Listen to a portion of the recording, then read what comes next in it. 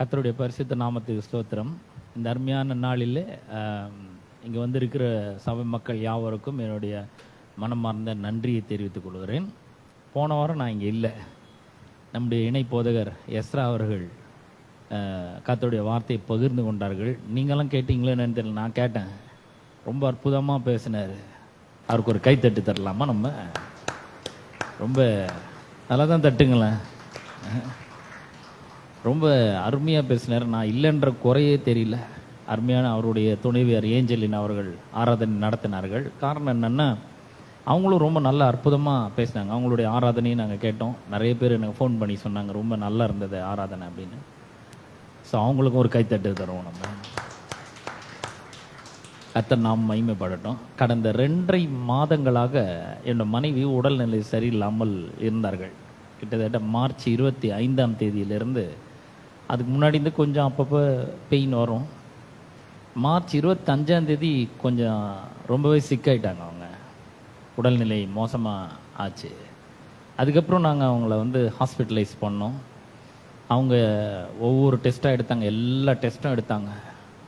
கிட்டத்தட்ட 1 மாதம் இன்வெஸ்டிகேஷனுக்கே போச்சு. பிளட் டெஸ்ட்டு அது இது எல்லாமே எடுத்தாங்க.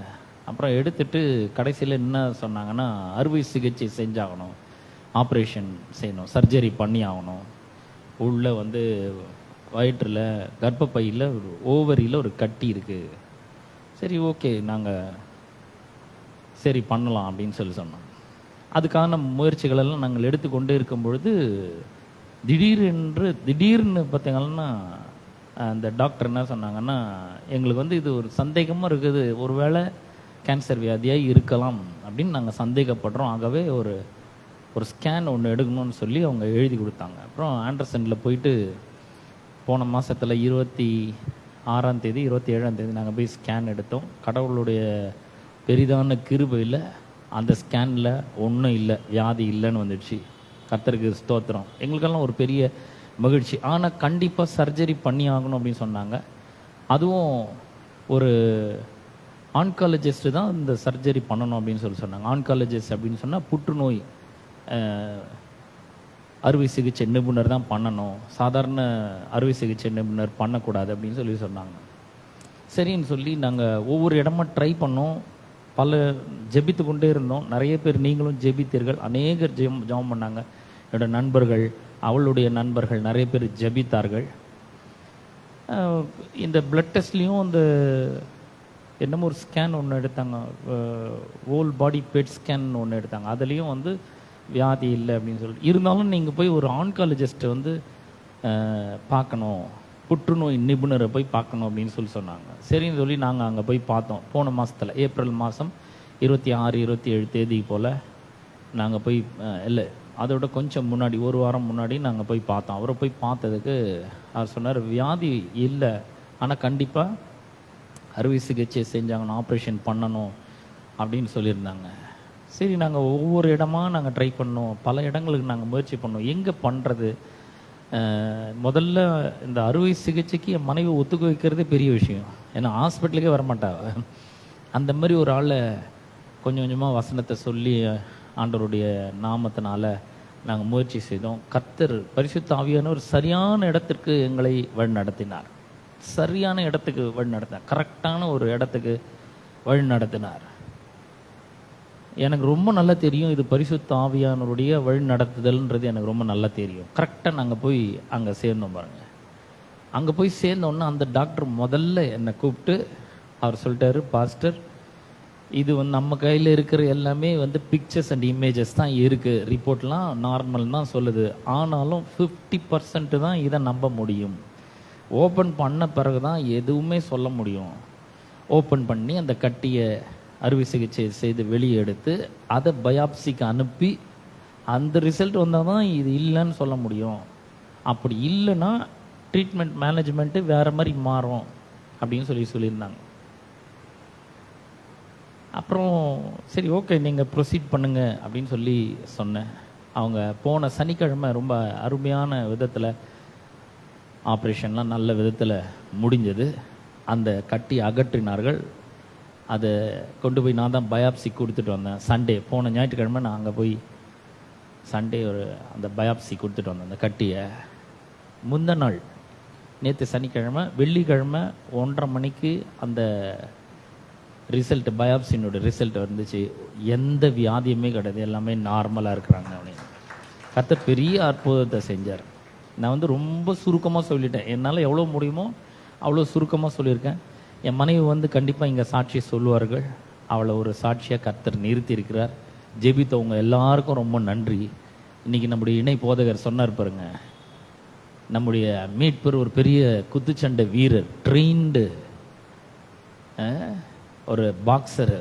அவர்கிட்ட சும்மா சாதாரண ஒரு ஆள் நோஞ்சா மாதிரி ஒரு ஆள் வந்தால் என்ன ஆகுது, அதை அடித்து தகர்த்தெறிஞ்சிட்டு முற்றிலுமாக எங்களை விடுதலை ஆக்கினார். இந்த மார்ச் மாதம் 25ஆம் தேதியிலேருந்து இன்னைக்கு வரைக்குமே கடவுள் எனக்கு ஒரு பெரிய சமாதானத்தை தந்தார், தைரியத்தை கொடுத்தாரு. இந்த சூழ்நிலையை நாங்கள் கடந்து வர்றதுக்கு எங்களுக்கு உதவி செஞ்சார். இது வந்து ரொம்ப சாதாரணமாக சூழ்நிலைன்னு சொல்ல முடியாது. இது வந்து ஒரு அக்கினி சூழல் மாதிரி தான். இதிலிருந்து ஆண்டவர் எங்களோட கூட இருந்து எப்படி சாத்ராக் மேஷாக் ஆபேத்நேகோவோட இருந்தாரோ அது போல அவர் என்னோட கூட, என் மனைவியோடு கூட, என்னோட குடும்பத்தோடு கூட அவர் இருந்தார். அப்புறம் அந்த டாக்டர் சொன்னார், நல்ல எந்த வியாதியும் கிடையாது உங்களோட மனைவிக்கு, அவங்க ரொம்ப ஆரோக்கியமாக இருக்காங்க, எல்லா ட்ரீட்மெண்ட்லாம் ஓவர் அப்படின்னு சொல்லியிருக்காங்க. ஆனால் இன்னும் தையல்லாம் பிரிக்கலை, அவங்க இன்னும் ஹாஸ்பிட்டலில் தான் இருக்காங்க. நான் நேற்று நைட்டு ஏறி இங்கே நான் உங்களெல்லாம் பார்க்கணும், இந்த சாட்சியை சொல்லணும்னு வந்திருக்கேன்.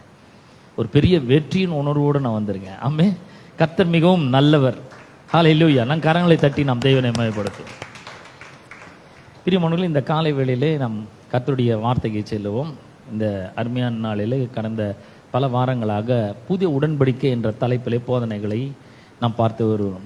இந்த புதிய உடன்படிக்கையில் வந்து ஆண்டவர் நமக்கு ரொம்ப அற்புதமான வாக்குத்தத்தங்களை கொடுத்திருக்கிறார்.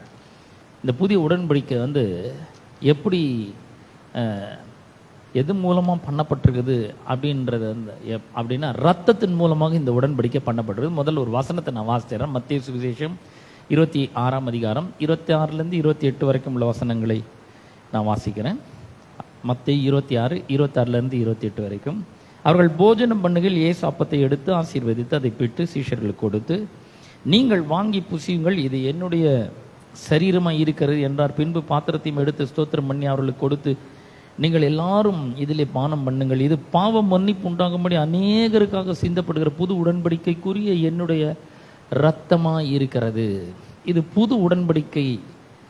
ஆண்டவராகிய இயேசு கிறிஸ்து மூலமாக தேவன் ஒரு புது உடன்படிக்கையை செய்திருக்கிறார். இந்த உடன்படிக்கை இரத்தத்தின் மூலமாக செய்யப்படுகிற ஒரு உடன்படிக்கை. இது மிகவும் புனிதமாக கருதப்படுகிறது. இந்த இதுவரைக்கும் மனுஷர்களுக்குள்ள இடையில ஏற்படுத்தப்பட்டிருக்கிற இந்த உடன்படிக்கை ஒருத்தர் கூட மீறினதே கிடையாது. அப்படிப்பட்ட ஒரு அருமையான ஒரு உடன்படிக்கை. இது ரொம்ப மேன்மையானது ஒன்று, புனிதமான ஒன்று. இந்த உடன்படிக்கையில் வஸ்திரங்களை மாற்றிக்கொள்கிறார்கள், அப்புறம் போஜனம் பண்ணுகிறார்கள். இதெல்லாம் பார்த்தோம் நம்ம ஏற்கனவே. இயேசு கிறிஸ்து மூலமாக இரத்த உடன்படிக்கை தேவன் நமக்கு செய்திருக்கிறார். இந்த உடன்படிக்கையில் வந்து போஜனம் பண்ணுறாங்க, அப்புறம் உடைகளை மாற்றிக்கொள்கிறாங்களே. இதுக்கு என்ன அர்த்தம் அப்படின்னு சொன்னால், என்னுடையதெல்லாம் உன்னுடையது, உன்னுடையதெல்லாம் என்னுடையது அப்படிங்கிறார். நம்மகிட்ட என்ன இருக்குது கொடுக்குறது?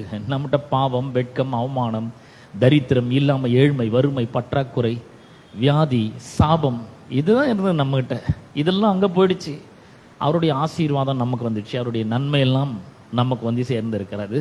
அவருடைய சுகம், அவருடைய பலன் நமக்கு வந்து சேர்ந்திருக்கிறது. அவருடைய எல்லா நன்மையும் நமக்கு வந்துடுச்சு. நம்முடைய எல்லா தீமையும் அவர் மேலே போயிடுச்சு. அதான் ஒருத்தர் பாட்டு எழுதுகிறார், எந்த அனைத்து தீமையும் உண்மையில் வந்ததால் உந்தன் அனைத்து நன்மையும் என் மேல் வந்தது. எல்லா தீமையும் அவர் மேலே போயிடுச்சு. இதுதான் உடன்படிக்கை. நீங்களும் நானும் யார்? உடன்படிக்கையின் மக்களாக இருக்கிறோம். அப்படின்னா அந்த நன்மைகளுக்கெல்லாம் சுதந்திரவாளியாக நம்ம இருக்கோம். அந்த நன்மைகளை பெற்று அனுபவிக்கக்கூடிய ஒரு நல்ல சுதந்திரவாளிகளாக நீங்களும் நானும் இருக்கிறோம். அப்போ இன்னைக்கு வந்து நம்ம என்ன பார்க்க போறோம்னா, இவர் வாக்குத்தத்தத்தை கொடுத்துக்கிறார் இல்லையா? முதல்ல ட்ரெஸ்ஸை எக்ஸ்சேஞ்ச் பண்ணிக்கிறாங்க, அப்புறம் போஜனம் பண்ணுகிறார்கள், அதுக்கப்புறம் என்ன பண்றாங்கன்னா வாக்குறுதிகளை கொடுக்கிறார்கள். 2 நபர்கள் உடன்படிக்கை பண்ணும்போது சில வாக்குறுதிகளை கொடுக்குறார். நான் இதை மாதிரி நான் இதெல்லாம் செய்வேன் அப்படின்னு ஒருத்தரும், இன்னொருத்தர் நான் இதெல்லாம் செய்வேன் அப்படின்னு சொல்லி வாக்குறுதிகளை கொடுக்கிறார்கள். கர்த்தர் கூட நிறைய வாக்குத்தத்தங்களை கொடுத்திருக்கிறார்ல. நான் உன்னை விட்டு விலகவே மாட்டேன், உன்னை கைவிடவே மாட்டேன், நான் உனக்கு ஆதரவாக இருப்பேன், நான் உனக்கு துணையாக இருப்பேன், உடைய தேவைகளை எல்லாம் நான் சந்திப்பேன், நான் உன் மேய்ப்பராக இருக்கிறேன், நீ தாழ்ச்சி அடையவே மாட்டேன். எவ்வளோ வாக்குத்தத்தங்களை கொடுத்துருக்கிறார் பாருங்க. உங்கள் துக்கம் சந்தோஷமாக மாறும், நீ பயப்படாத, நான் உன் கூட இருக்கிறேன். இதெல்லாம் வாக்குத்தத்தமாக கொடுத்துருக்கிறார். ஆனால் இந்த வாக்குத்தத்தங்கள் 100% நிச்சயமாக நம்முடைய வாழ்க்கையில் வந்து நிறைவேறும் அப்படின்றத நம்ம எப்படி ஒரு ஆணித்தரமாக எடுத்துக்கொள்ள முடியும்? இந்த வாக்குத்தத்தங்கள்லாம் கண்டிப்பாக வந்து நிறைவேறுமா? இதை வந்து நம்ம எடுத்துக்கொள்ள முடியுமா? இப்போ பாருங்கள், எங்கள் குடும்பத்தில் எங்கள் வாழ்க்கையில் ஒரு பிரச்சனை, வியாதி என்கிற ஒரு பிரச்சனை வந்து, இந்த பிரச்சனையின் மத்தியில் இவருடைய வாக்குத்தத்தங்களை எந்த அளவுக்கு நம்ம நம்ப முடியும்? ஏன்னா ரிப்போர்ட்லாம் வேற மாதிரி போகுது, எல்லா ரிப்போர்ட்டும் வேற மாதிரி போகுது. ஒரு நாள் போகிறோம், ஒரு டெஸ்ட் எடுக்க சொல்கிறாங்க, மறுநாள் போனால் இன்னொரு டெஸ்ட் எடுக்க சொல்கிறாங்க, அடுத்த நாள் போனால் இன்னொரு டெஸ்ட் எடுக்க சொல்கிறாங்க, அடுத்த நாள் போனால் கேன்சர் டெஸ்ட் எல்லாம் எடுக்கணும்னு சொல்கிறாங்க. இப்போது நம்ம என்ன பண்ண முடியும்? இந்த பக்கம் டாக்டர் சொல்கிறது இருக்குது, ரிப்போர்ட்லாம் இருக்குது, இன்னொரு பக்கம் கடவுள் வாக்குத்தத்தத்தை கொடுக்கிறார். நானே உன் பரிகாரியை கர்த்தர், நான் உன் அப்பத்தின் தண்ணீரை ஆசீர்வதிப்பேன், வியாதியை உன்னை விட்டு விலக்குவேன், உன் ஆயுசு நாட்களை பூரணப்படுத்துவேன், சகல ஜனங்களை பார்க்கலும் நீ ஆசீர்வதிக்கப்பட்டிருப்பாய், கர்த்தர் சகல நோய்களையும் உன்னை விட்டு விலக்குவார். இதெல்லாம் ஒரு வாக்குத்தத்தமாக பண்ணியிருக்கிறாரு. இப்போ நம்ம என்ன பண்ண முடியும்? இந்த வாக்குத்தத்தங்களை எந்த அளவுக்கு நம்ப முடியும்? லாஜிக்கெல்லாம் பார்த்தா, அறிவுபூர்வமாக பார்த்தா நமக்கு வந்து இங்கே டாக்டர் சொல்கிறது தான் அங்கே உண்மை, கரெக்டாக அங்கே இருக்குது, கட்டியிருக்கா இருக்குது, ஒருவேளை கேன்சராக இருக்க வாய்ப்பு இருக்குது, இதெல்லாம் சொல்கிறாங்க. இந்த நேரத்தில் இந்த வாக்குத்தத்தங்களை எந்த அளவுக்கு நாம் நம்பலாம் பாருங்கள். இந்த டியூரிங் த 2.5 months கிட்டத்தட்ட 100 முறைக்கும் மேலே 91 சங்கீதத்தை நாங்கள் குடும்பமாக சேர்ந்து சொல்லியிருக்கோம். அவர் உன்னை வேடனுடைய கண்ணிக்கும் பாழாக்கும் கொள்ளை நோய்க்கும் தப்புவிப்பார், அவர் தமது சிறகுகளாலே உன்னை மூடுவார், அவர் செட்டைகளின் கீழே அடைக்கலம் புகுவாய், இரவில் உண்டாகும் பயங்கரத்துக்கும் பகலில் பறக்கும் அம்புக்கும் இருளில் நடமாடும் கொள்ளை நோய்க்கும் மத்தியானத்தில் பாழாக்கும் சங்காரத்துக்கும் நீ பயப்படாதிருப்பாய். பக்கத்தில் 1000 பேர், வலது புறத்தில் 10,000 பேர் விழுந்தாலும் அது உன்னை அணுகாது. சொல்லிட்டே இருந்தோம் பாருங்க. The word gives us strength to pass through the test. இந்த சோதனையை நாங்கள் கடந்து போவதற்கு கடவுளுடைய வார்த்தை எங்களுக்கு பலனை கொடுத்தது, ஒரு பெரிய ஒரு தைரியத்தை கொடுத்தது. அன்னைக்கு சொன்னாங்க பாருங்க, எங்க நீங்கள் உள்ள தூக்கி சூளையில் போட்டாலும் சரி போடலனாலும் சரி, நாங்கள் அவரை தான் ஆண்டவராக ஏற்றுப்போம், அவர் மட்டும்தான் எங்கள் ராஜா, அவரை மட்டும்தான் நாங்கள் வணங்குவோம். அதே மாதிரி நாங்களும் சொன்னோம், கர்த்தர் என்ன சொல்கிறாரோ அதை தான் நாங்கள் நம்புவோம், இது என்ன வேணா வரட்டும். ஒரு டாக்டர் சொல்கிறாங்க ஒரு வேல்யூ ரொம்ப அதிகமாக இருக்குங்க, அதை ரொம்ப சாதாரணமாக நம்ம எடுத்துக்கொள்ள முடியாது, இது ரொம்ப சீரியஸ் இஷ்யூன்றாங்க. இருக்கட்டும், பரவாயில்ல. ஆனால் நாங்கள் இந்த 91 சங்கீதத்தை சொல்கிறதை நிறுத்தவே இல்லை. கடவுளுடைய வார்த்தைகளை எடுத்து அந்த வாக்குத்தத்தங்களை சொல்கிறதுக்கு நாங்கள் மறக்கவே இல்லை. இது எப்படி அவ்வளோ நிச்சயமாக எப்படி நம்ம எடுத்துக்கொள்ள முடியும் அப்படின்னு சொன்னால், இந்த வாக்குத்தத்தங்களை எல்லாம் அவர் சும்மா கொடுக்கல, அப்படியே சும்மா பேசிட்டு போல. அவர் சர்வ வல்லமுள்ள தேவன். வேதம் சொல்கிறது அவர் ஒரு நாளும் பொய் உரையாத தேவன், சத்தியபரர். அவர் தேவனே சத்தியபரர் என்றும் எந்த மனுஷனும் பொய்யன் என்றும் சொல்ல கடவும்னு சொல்லிடுது. அவர் சத்தியபரர், சத்தியத்தை மட்டும்தான் பேசுவார், சொன்ன கண்டிப்பா நிறைவேற்றுவார், அவர் சொல்லாகும் கட்டளையிட நிற்கும். ஆனாலும் அவர் என்ன பண்றாருன்னா, இந்த வாக்குத்தத்தத்தை ஒரு ஆணையின் மூலமாக உறுதிப்படுத்துகிறார். எபிரேயருக்கு நிருபத்தில் ஒரு 6ஆம் அதிகாரத்தில் 13-14 வசனத்தை உங்களுக்காக நான் வாசிக்க போறேன். எபிரேயர் நிருபம் 6ஆம் அதிகாரம் 13-14 வசனங்களை வாசிக்கிறேன். ஆபிரகாமுக்கு தேவன் வாக்குத்தத்தம் பண்ணின போது, இவர் ஒரு வாக்கு கொடுக்கிறார். யாருக்கு? ஆபிரகாமுக்கு ஒரு வாக்குத்தத்தத்தை கொடுக்கிறார். வாக்குத்தத்தம் பண்ணும் பொழுது, ஆணையிடும்படி தம்மிலும் பெரியவர் ஒருவரும் இல்லாதபடினாலே தமது பேரிலேயே தானே ஆணையிட்டு அப்படிங்கிறார். இப்போ ஒரு வாக்குறுதி கொடுக்குறோன்னு வச்சுங்களேன், சும்மா நம்ம இஷ்டத்துக்கு கொடுத்துட்றோம். இன்னைக்கு வந்து வாக்குறுதிகள் கொடுக்கறது வந்து ரொம்ப சர்வ சாதாரணமாக இருக்குது. அதை நிறைவேற்றுமா இல்லையான்றது அப்புறம். ஆனால் வாக்குறுதிகள் அள்ளி வீசுகிறோம் பாருங்க, பயங்கரமாக நிறைய அள்ளி வீசுகிறோம். அதனால தான் நம்ம இந்த வாக்குறுதிகளை கொடுக்கும் பொழுது சத்தியம் பண்ண சொல்கிறோம். ஆணையினாலே அப்படின்னு சொல்கிறாரு. அப்படின்னா என்னன்னா, சத்தியம் பண்ணி சொல்கிறாரு அவர். என் மேலே சத்தியமாக சொல்கிறேன், கண்டிப்பாக நான் இந்த வாக்குத்தத்தத்தை நிறைவேற்றுவேன் அப்படின்னு சொல்கிறாரு. நம்ம கூட வாக்குறுதி கொடுக்கும்பொழுது, நீ கண்டிப்பாக நிறைவேற்றுவியா? நிறைவேற்றுவேன். அப்போ சத்தியம் பண்ணு. யார் மேலே சத்தியம் பண்ணுறாங்க? அவங்க மேலே சத்தியம் பண்ண ஒத்துக்க மாட்டாங்க. அம்மா மேலே சத்தியம் பண்ணு, அப்பா மேலே சத்தியம் பண்ணு, குழந்தை மேலே சத்தியம் பண்ணு அப்படிங்கிறாங்க. ஏன்னா அப்போ தான் ஒரு பயம் இருக்கும், அவன் நிறைவேற்ற மாட்டான். நிறைவேற்றுவானோ நிறைவேற்ற மாட்டானோ தெரியாது நமக்கு. ஆனால் சத்தியம் பண்ணி வாங்கிட்டா அந்த சத்தியத்துக்கு பயந்து அவன் என்ன பண்ணுவான், அந்த வாக்குத்தத்தத்தை நிறைவேற்றுவான். அதனால என்ன பண்ணுறாங்கன்னா, சத்தியம் பண்ணி கொடு, அம்மா மேலே சத்தியம் பண்ணு. அப்போ அவங்க சத்தியம் பண்ணுறாங்க, எங்கள் அம்மா மேலே ஆணையாக நான் கண்டிப்பாக இந்த வாக்கை நிறைவேற்றுவேன், இந்த வாக்கை காப்பாற்றுவேன் அப்படின்னு சொல்கிறார். கர்த்தருக்கு அது தேவையே கிடையாது. ஏன்னா அவர் ஒரு நாளும் பொய் உரையாத தேவன். பொய் சொல்ல அவர் ஒரு மனுபுத்திரன் அல்ல, மனம் மாற அவர் ஒரு மனுபுத்திரன் அல்ல, பொய் சொல்ல அவர் ஒரு மனுஷன் கிடையாது. சொல்லியும் செய்யாதிருப்பாரோ, வசனித்தும் நிறைவேற்றாதிருப்பாரோ அப்படின்னு அவரை பற்றி வேதம் சொல்லியிருப்பாருங்க. அவர் சத்தியமுள்ள தேவன், உண்மையுள்ள தேவன். அவர் சொன்ன கண்டிப்பாக செய்வார், சொன்ன சொல் தவறாதவர், ஒரு நாளும் பொய்யுரையாத தேவன்.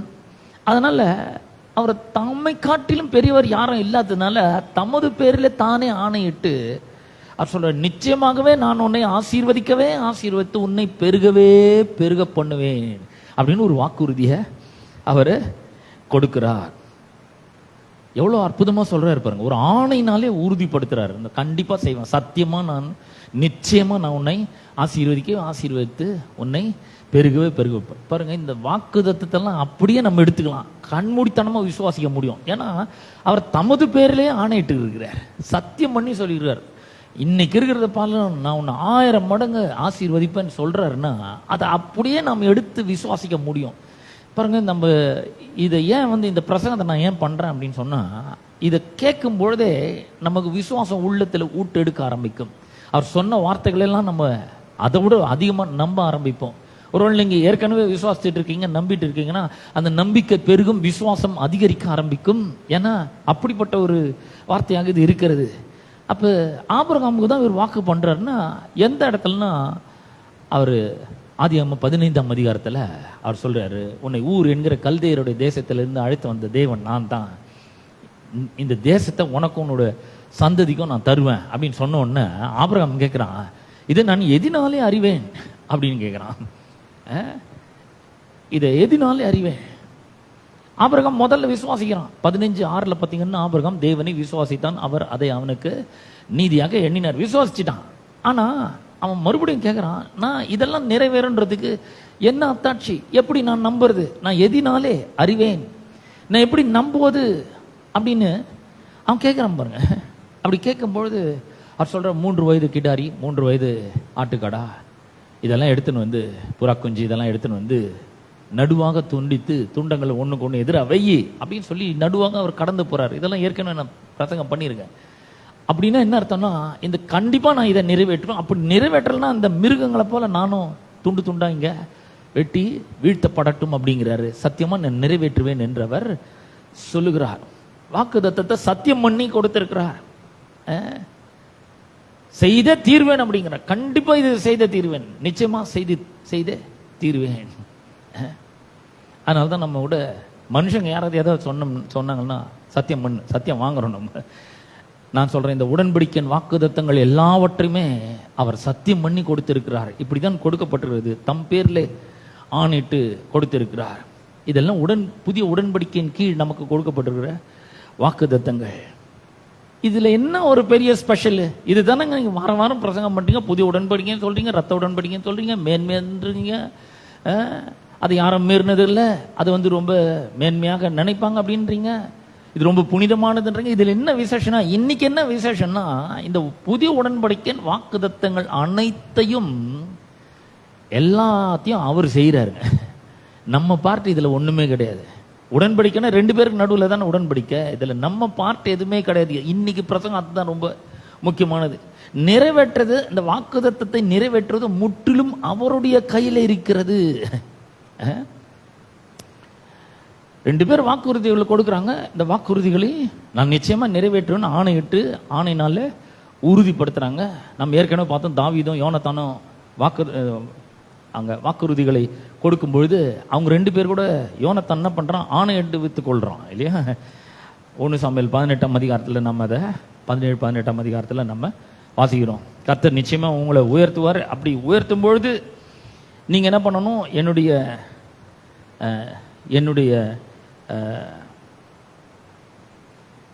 குடும்பத்துக்கு நீங்க என்ன பண்ணணும், தயவு பாராட்டணும்னு 1 சாமுவேல் 19ஆம் அதிகாரம் 6ஆம் வசனத்தை வாசிக்கிறேன் பாருங்க. இது வந்து சவுல் யோனத்தானோடு பண்ண உடன்படிக்கை. அதில் சவுல் யோனத்தானுக்கு ஒரு வாக்குறுதியை கொடுக்குறான், ஆணையோடு வாக்குறுதியை கொடுக்குறான். ஆனால் இங்கே வந்து நம்ம பார்க்கும்பொழுது கர்த்தர் உம்முடைய சத்துருக்களெல்லாம் உடைய கையிலே ஒப்பு கொடுக்கும் பொழுது, நீர் என்னுடைய குமாரனுக்கு என்னுடைய சந்ததிக்கு நீங்கள் வந்து எதுவும் செய்யக்கூடாது என்று சொல்லி அவனுடைய கையில் உடன்படிக்கை பண்ணி அதை ஒரு ஆணையினாலே உறுதிப்படுத்தி கொள்ளுகிறதை நாம் இங்கே பார்க்கிறோம். ஒரு ஆணையின் மூலமாக உறுதிப்படுத்துகிறார். நான் இப்போ ஒரு வசனத்தை வாசிக்கிறேன் பாருங்க. 20ஆம் அதிகாரம் 1 சாமுவேல் 20ஆம் அதிகாரம் 16-17 வசனத்தை வாசிக்கிறேன். 16-17. இப்படி யோனத்தான் தாவீதின் குடும்பத்தோடு உடன்படிக்கை பண்ணி தாவீதுடைய சத்துருக்களின் கையிலே கர்த்தர் கணக்கு கேட்பாராக என்று சொல்லி, யோனத்தான் தாவீதை மிகவும் சிநேகித்தபடினால் பின்னும் அவனுக்கு ஆணையிட்டான், ஒரு சத்தியம் பண்ணி கொடுக்குறான். கண்டிப்பா நான் இதை செய்வேன் என்று சத்தியம் பண்ணி கொடுக்கிறதை நாம பார்க்கிறோம். அப்ப இந்த நிறைவேற்றது முற்றிலும் கர்த்தருடைய கையில் இருக்கிறது. வாக்குறுதிகளை அவர் தந்திருக்கிறார் பாருங்க. தேவாதி தேவன் கர்த்தாதி கர்த்தர் தம்முடைய குமாரனாகிய இயேசு கிறிஸ்து மூலமாக அவர் உடன்படிக்கை பண்றாரு. எவ்வளவு ஒரு அற்புதம் பாருங்க. அவர் ரத்தம் சீந்துகிறாரு, அவர் ஜீவனை கொடுத்திருக்கிறாரு, அவர் உடன்படிக்கை பண்ணியிருக்கிறாரு, அவர் என்ன பண்ணியிருக்கிறார், வாக்குறுதிகளை கொடுத்திருக்கிறார், சத்தியம் பண்ணி வாக்குறுதிகளை கொடுத்திருக்கிறார். நல்ல கவனிங்க, இது வந்து எல்லாம் அவர் பண்றாரு. நம்ம பார்ட் ஒண்ணுமே கிடையாதுங்க. ஏன்னா நம்ம கையில கொடுத்தா கெடுத்து போடுவோம். ஏற்கனவே ஒரு முதலாம் ஆதாம் அவனுடைய கையில கொடுத்த எல்லாத்தையும் அவன் கெடுத்து போட்டான். அதனால அவர் என்ன பண்றாருன்னா எல்லாவற்றையும் இயேசு கிறிஸ்துடைய கையில கொடுக்கிறார். இயேசு கிறிஸ்து யாரு? வேதம் சொல்றது, பவுல் சொல்றாரு, மாம்சத்தில் வெளிப்பட்ட தேவன் மாம்சத்தில் வெளிப்பட்டார், ஆவியிலே உயிர்ப்பிக்கப்பட்டார், தேவ தூதர்களால் காணப்பட்டார் அப்படின்றாரு. அப்ப அவர் மாம்சத்தில் வெளிப்பட்ட தேவனுக்கு சரிசமமா இருக்கிறாரு. மனுஷனாகவும் அவர்களிருந்து மனுஷனுடைய பிரதிநிதியாக வாக்குறுதிகளை கொடுத்து ஒரு ஆணையினால என்ன பண்றாரு, அதை உறுதிப்படுத்துறார். சத்தியமா இதை நான் நிச்சயமாக செய்வேன். இதெல்லாம் எங்க ஆரம்பிக்குது? ஆதியாகமம் 3ஆம் அதிகாரத்துல 14-15 வசனங்கள்ல அது ஆரம்பிக்குது. மனிதன் பாவத்துல விழுந்த பிற்பாடு கர்த்தரே இதை சொல்றாரு பாருங்க. என்னென்னலாம் பண்ணுவான்னு சொல்றாரு பாருங்க. இப்ப மனுஷன் பாவத்துல விழுந்து போனான். தேவன் எதை சாப்பிடக்கூடாதுன்னு சொன்ன அந்த விருட்சத்தின் கனியை புசித்து பாவத்துல விழுந்து போயிட்டான். தேவ மகிமை இழந்து போயிட்டான். 14ஆம் வசனத்தை வாசிக்கிறேன். ஆதியாகமம் 3:14-15 வாசிக்கிறேன். அப்பொழுது தேவனாகிய கர்த்தர், யாருங்க? மனுஷன் கிடையாது. பாவத்தில் விழுந்த உடனே மனுஷன் வந்து வேண்டி கேட்கல, கர்த்தாவே நான் பாவத்தில் விழுந்துட்டேன், இப்ப நான் வந்து மகிமையெல்லாம் இழந்துட்டேன், வெட்கம் அவமானமா என்ன மூடிக்கொண்டு இருக்கிறது, தயவுசெய்து எனக்கு இறங்குங்க, எனக்கு உங்களுடைய கிருபையை காண்பீங்க, தயவை காண்பீங்க. மனுஷனா வந்து வேண்டி கேட்டுக்கணும். மனுஷனா ஜெபம் பண்ண கிடையாது. இன்னும் சொல்ல போனா கர்த்தர்கிட்ட ஓடி போய் ஒழிஞ்சிக்கினாங்க. இன்னும் சொல்ல போனா, ஐயோ இந்த பாவத்திலே அப்படியே விட்டுருங்க, என்ன நான் எப்பயாவது அட்ஜஸ்ட் பண்ணிக்கிறேன், நீங்க உங்களை பார்க்கறதுக்கு எனக்கு பயமா இருக்குது அப்படின்னு சொல்றான். தேவருடைய சத்தத்தை தோட்டத்தில் கேட்டு நான் நிர்வாணியா இருப்பதனால் பயந்து ஒளிந்து கொண்டேன்றான். அவன் ஓடி ஒளிஞ்சே போயிட்டான். தைரியமா வந்து கர்த்தர்ட்ட, ஆண்டவரே நான் பாவம் செஞ்சுட்டேன், என் பாவத்தெல்லாம் வந்து மன்னிங்க அப்படின்னு அவன் வந்து ஒன்றும் மன்னிப்பு கேட்கல. தயவுசெய்து எனக்காக நீங்க உயிரை கொடுங்க, ஏதாவது ஒண்ணு பண்ணுங்க, என்ன சரி பண்ணுங்கன்னு வந்து கேட்டேன். நான் ஒண்ணும் கண்டல, ஒண்ணுமே கேட்கலாம், ஓடி போய் ஒளிஞ்சிக்கணும். கர்த்தர் வர்றாரு, எப்பா எங்க இருக்கிற நீ கேட்கிறாரு. எங்க இருக்கிறேன்னு கேட்ட உடனே ஆதாம் சொல்றான், தேவருடைய சத்தத்தை தோட்டத்தில் கேட்டு நான் நிர்வாணியா இருப்பதனால் பயந்து ஒளிந்து கொண்டேன் அப்படிங்கிறான். கர்த்தர் தேடி வர்றாரு. இப்ப கர்த்தர் சொல்றாரு, எல்லாமே அவர் செய்யறன்றார். 14ஆம் வசனத்தை வாசிக்கிறேன். அப்பொழுது தேவனாகிய கர்த்தர் சர்ப்பத்தை பார்த்து, நீ இதை செய்தபடியால் சகல நாட்டு மிருகங்களிலும் சகல காட்டு மிருகங்களிலும் சபிக்கப்பட்டிருப்பாய், நீ உன் வயிற்றால் நகர்ந்து உயிரோடு இருக்கும் நாளெல்லாம் மண்ணை தின்பாய். 15ஆம் வசனம், உனக்கும் ஸ்திரீக்கும் உன் வித்துக்கும் அவள் வித்துக்கும் என்ன பண்ணுவேன், பகை உண்டாக்குவேன்றார். யார் உண்டாக்குறது? மனுஷனை உண்டாக்குனா இல்ல. மனுஷன் பாவத்துல விழுந்து போனான், தேவ மகிமேற்றவனான, வெட்கத்தையும் அவமானத்தையும் உடுத்தி கொண்டான். அவனால தன்னைத்தானே ரட்சித்துக் கொள்ள முடியல, மீட்டுக் கொள்ள முடியல. கர்த்தரை பார்த்து பயந்து தலை தெறிக்க ஓடுறான். ஐயோ அவரை பார்க்கவே கூட, அவர் மூஞ்ச பார்க்க முடியலன்னு சொல்லி போய் ஒளிஞ்சுக்கிறான். கர்த்தர் தேடி வந்து அவனை கூப்பிடுறாரு, நீ வாப்பா நான் சரி பண்றேன் எல்லாவற்றையும். மனிதன் ஒண்ணுமே பண்ணலங்க, எல்லாமே அவர் பண்றாரு. அவர் சொல்ற, உன் வித்துக்கும் உனக்கும் ஸ்திரீக்கும் உன் வித்துக்கும் அவள் வித்துக்கும் பகை உண்டாக்குவேன். யார் உண்டாக்குது? நான் உண்டாக்குவேன், பகை உண்டாக்குவேன். அவர் உன் தலையை நசுக்குவார். யார் பண்றது? மனுஷனா இல்ல, கர்த்தர் சொல்றாரு. என் குமாரன் ஒருத்தர் வருவார், அவர் உன் தலையை என்ன பண்ணுவார், நசுக்குவார்.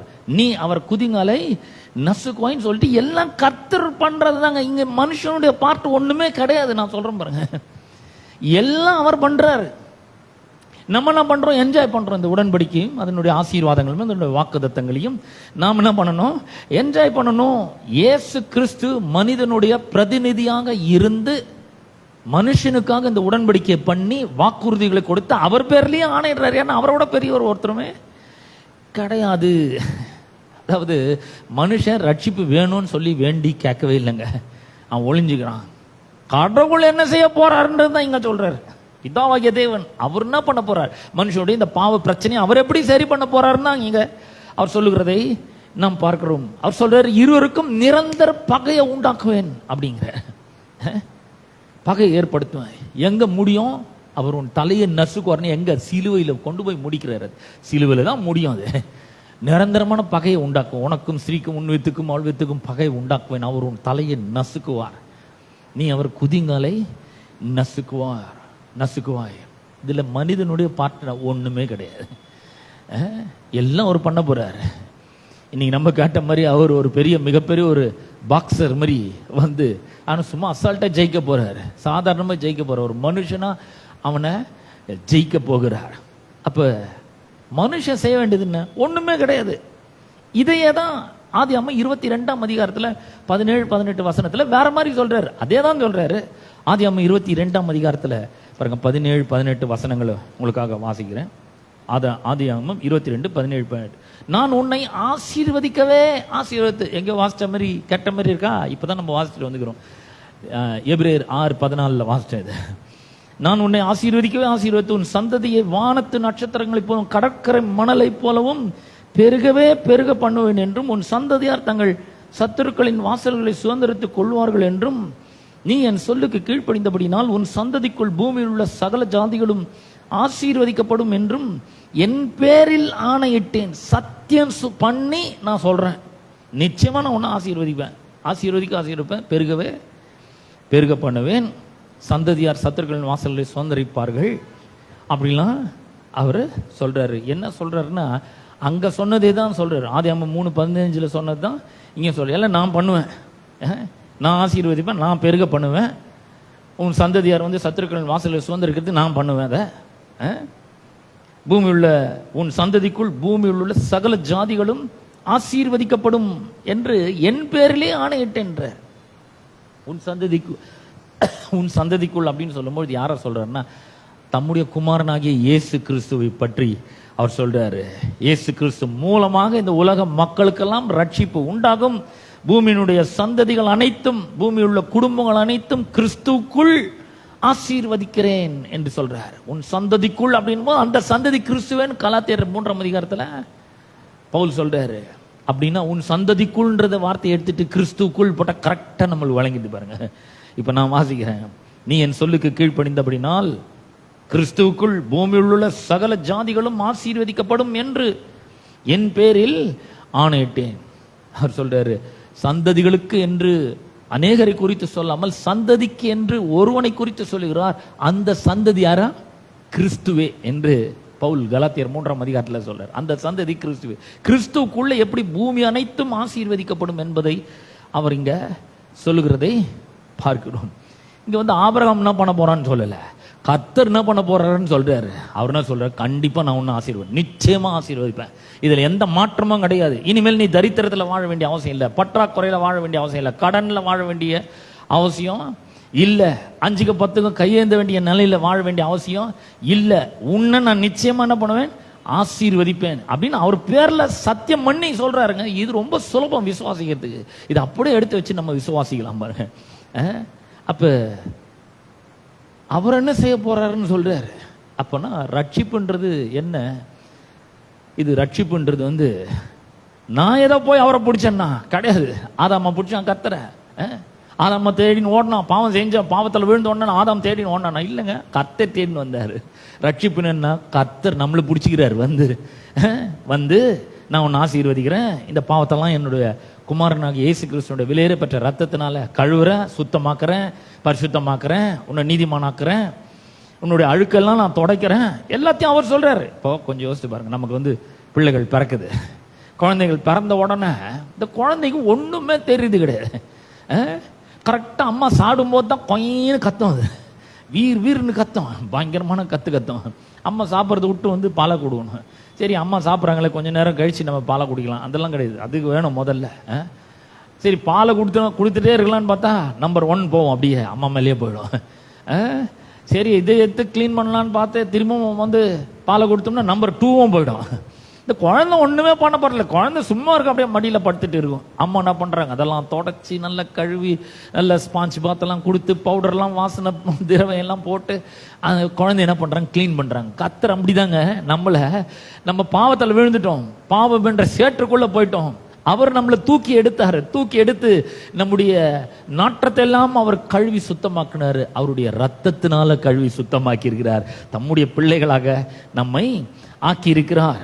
அப்ப அவர் வந்து என்ன பிடிச்சிருக்கிறதுனால அவர் என்ன விடவே மாட்டார். நான் சொல்றேன் பாருங்க, அவர் என்ன பண்ண மாட்டாரு, விடவே மாட்டார். பாருங்க இன்னைக்கு கூட ரோடு கிராஸ் பண்ணணும்னு நான் என்ன பண்ணுவேன், பொண்ணு கையை பிடிச்சிப்பேன் கட்டிமா, அவளை கிராஸ் பண்ணிட்டு வரான், அவளை தனியா விட்டு அவள் கிராஸ் பண்ணுவான். ஆனா நான் கூட இருக்கும்பொழுது நான் கையை பிடிச்சிப்பேன், பொறுமையாரு வா என் கூட வா, பத்திரமா பிடிச்சி என்ன பண்றேன், கிராஸ் பண்ணுவேன். நான் கத்தர் நம்ம கையை பிடிச்சிருக்காரு. நான் சொல்றேன் அவர் கைவிடவே மாட்டாருங்க, என்னன்னைக்கும் கைவிடவே மாட்டார். உங்களுக்கு ஒரு வசனத்தை காண்பிக்கணும்னு விரும்புறேன். நான் போன வாரத்தில் நான் இந்த வசனத்தை வாசித்தேன். எரேமியாவினுடைய புலம்பல் புஸ்தகம் 3ஆம் அதிகாரம் 31ஆம் வசனத்தை வாசிக்கிறேன் பாருங்க. புலம்பல் 3ஆம் அதிகாரம் 31ஆம் வசனம். இப்ப நான் என்ன சொன்னேன், அவர் உங்க கையை பிடிச்சிருக்கிறாருன்னு சொல்றேன். ஏசாயா கூட சொல்றாரு, நான் உன் வலது கையை பிடித்துக் கொண்டு நீ பயப்படாத, நான் உனக்கு துணை நிற்கிறேன் என்று இஸ்ரவேலின் பரிசுத்தரும் மீட்பெருமாகி கர்த்தர் உரைக்கிறான்னு சொல்கிறாரு. புலம்பல் 3:31 வாசிக்கிறேன் பாருங்க. ஆண்டவர் என்றென்றைக்கும் கைவிட மாட்டார், அவர் கையை கட்டியா பிடிச்சிருக்கிறாருங்க. நீங்க எந்த சூழ்நிலை இருந்தாலும் சரி அவர் உங்களை கைவிடவே மாட்டாரு. நமக்கு ஒரு ஃபீலிங், கர்த்தர் கைவிட்டாரோ, ஆண்டவர் என்ன மறந்துட்டாரோ.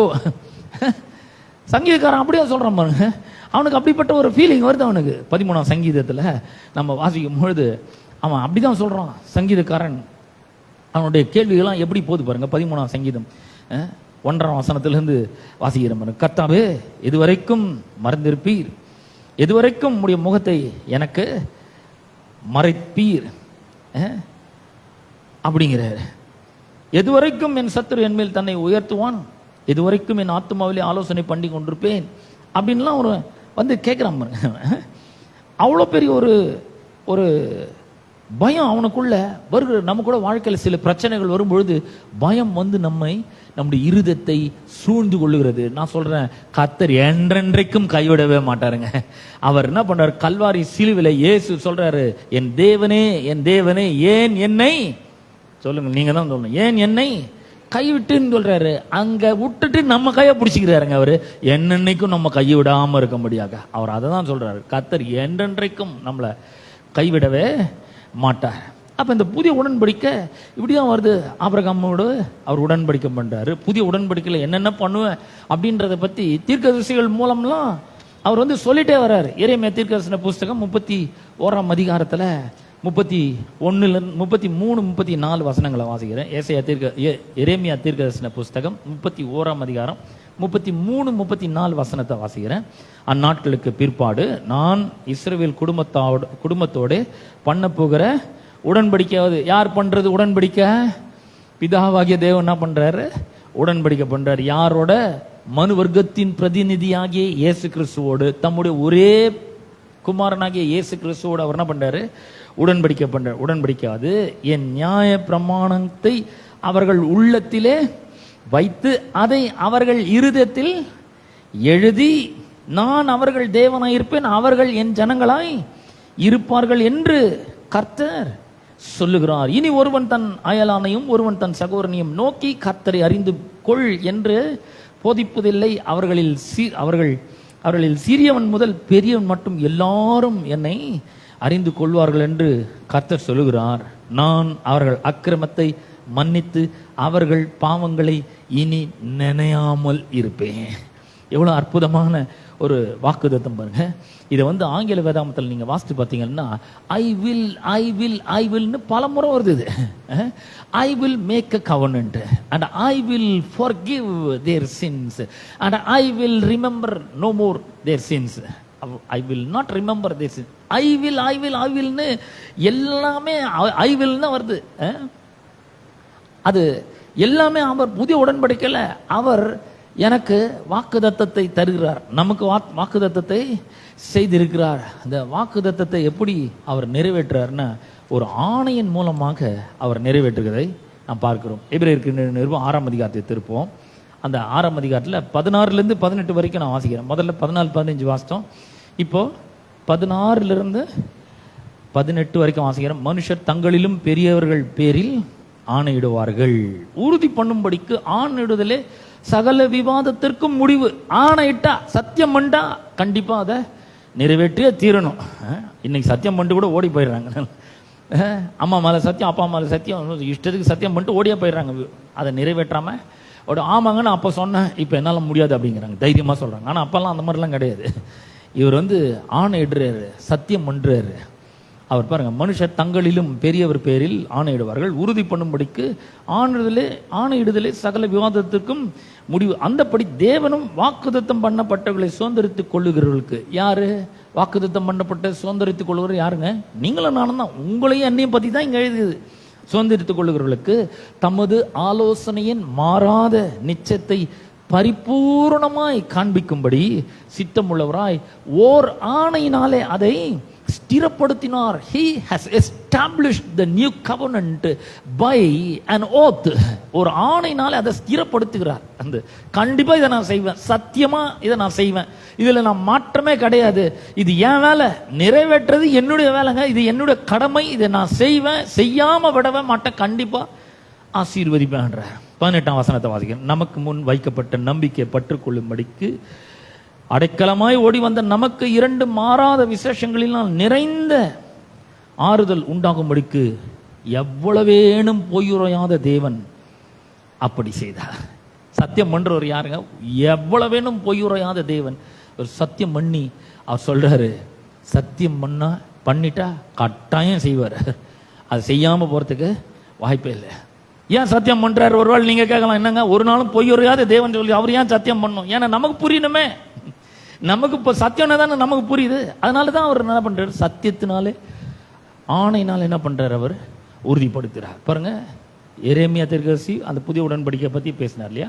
இப்போ எசேக்கியேல் தீர்க்கதரிசியும் கூட அந்த புது உடன்படிக்கை பத்தி பேசுறதை நம்ம பார்க்கிறோம். எசேக்கியேல் தீர்க்கதரிசி புஸ்தகம் 36ஆம் அதிகாரத்துக்கு திருப்புங்க. 25ஆம் வசனத்திலிருந்து நான் வாசிக்கிறேன். எசேக்கியேல் தீர்க்கதரிசி புஸ்தகம் 36ஆம் அதிகாரம் 25லிருந்து வாசிக்கிறேன். அப்பொழுது நல்ல கவனிங்க, இப்போ ரொம்ப முக்கியமான விஷயத்த சொல்ல போறேன். இது கர்த்தர் பேசுறாரு. அப்பொழுது நான் அப்படின்றது யாருன்னா கர்த்தர் சொல்றாரு, நான் உங்கள் மேல் சுத்தமான ஜலம் தெளிப்பேன். யார் செய்ய போறது? மனுஷனா செய்ய போறான்? கிடையாது. யாரு? I will sprinkle pure water upon you. சுத்தமான ஜலத்தை நான் தெளிப்பேன்றார். யார் செய்யறது? கர்த்தர் செய்யறாரு. இதுதான் புதிய உடன்படிக்கை. புதிய உடன்படிக்கையினோட வேத பகுதி இது. சுத்த ஜலம் தெளிப்பேன். நான் மறுபடியும் பாருங்க, நான் உங்களுடைய எல்லா அசுத்தங்களையும் உங்களுடைய எல்லா நரகலான விக்கிரங்களையும் நீக்கி உங்களை சுத்தமாக்குவேன், நீங்கள் சுத்தமாவீர்கள். யார் சுத்தமாக்குறது? நான் சொன்னேன் இல்லையா, சின்ன பிள்ளை இஷ்டத்துக்கு எது வேணா பண்ணுது. இந்த அம்மாவுக்கு இவ்வளோ கஷ்டத்தை கொடுக்குறோமே, இதை வந்து க்ளீன் பண்ணணும், எண்ணெயும் க்ளீன் பண்ணணும், இந்த துணியும் க்ளீன் பண்ணணும், எவ்வளோ கஷ்டம். அம்மாவுக்கு இவ்வளோ ஏதாவது கஷ்டமாக இருக்குது, அதெல்லாம் ஒன்றும் தெரியாது, புள்ள பாட்டை ஏதாவது பண்ணிகிட்டே இருக்கும். ஆனால் அம்மா என்ன பண்ணுவாங்க? எல்லாத்தையும் கழுவி தொடச்சி நல்ல வாசனையாக பவுடர்லாம் போட்டு துணியெல்லாம் மாற்றி மறுபடியும் அந்த குழந்தைய வாசனையாக்கிடுவாங்க. அப்படி சொல்ற, சுத்த ஜலத்தை நான் தெளிப்பேன், நரகலான விக்கிரங்களை நீக்குவேன், உங்களுடைய அசுத்தங்களை எல்லாம் நான் நீக்குவேன், நான் உங்களை சுத்தமாக்குவேன். அப்போ நீங்க சுத்தமாவர்கள். சுத்தமாக்குற வேலையை அவர் பண்றாருங்க. அப்புறம் சொல்றாரு 26ஆம் வசனம், உங்களுக்கு ஒரு நவமான இருதயத்தை கொடுத்து. யாரு? அவர் தான். நம்ம பாட்டுங்க ஒண்ணுமே கிடையாது. திரும்ப திரும்ப பாருங்க, இந்த வாக்குத்தத்தத்தை எல்லாம் அவர் மனிதனுடைய பிரதிநிதியாகவும் இருந்து தேவனாகவும் இருந்து இந்த உடன்படிக்கையை செஞ்சிருக்கிறதுனால அவர் இந்த வாக்குறுதிகள்லாம் கொடுத்திருக்கிறாரு, நிறைவேற்ற அவர் கடமைப்பட்டு இருக்கிறாரு.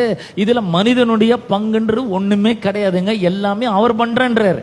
நான் உங்களை சுத்தமாக்குறேன், நான் சுத்த ஜலம் தெளிக்கிறேன், நான் அசுத்தத்தெல்லாம் நீக்கிறேன், உங்களுக்கு புது இருதயத்தை கொடுக்கிறேன், என்னுடைய புதிய ஆவியை உங்களுக்குள்ள நான் என்ன பண்றேன், உங்கள் உள்ளத்தில் புதிதான ஆவியை கட்டளையிட்டு கல்லான இருதயத்தை உங்கள் இருதயத்திலிருந்து மாம்சத்திலிருந்து எடுத்து போட்டு சதையான இருதயத்தை உங்களுக்கு என்ன பண்ணுவேன், கொடுப்பேன். எல்லாம் அவர் பண்றாரு. ஏதாவது ஒன்னாவது நீங்களும் நானும் பண்ற மாதிரி அங்க இருக்காது பாருங்க.